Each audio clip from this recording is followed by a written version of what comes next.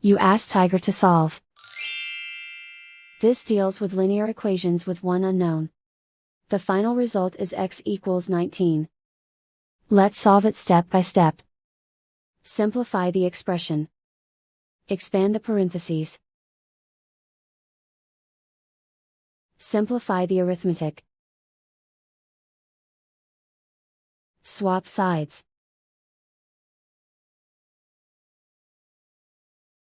Group all constants on the right side of the equation.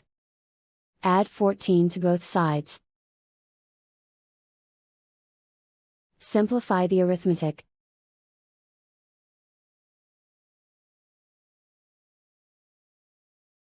Isolate the a.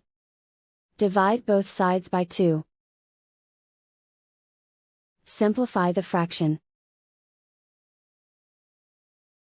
Find the greatest common factor of the numerator and denominator. Factor out and cancel the greatest common factor.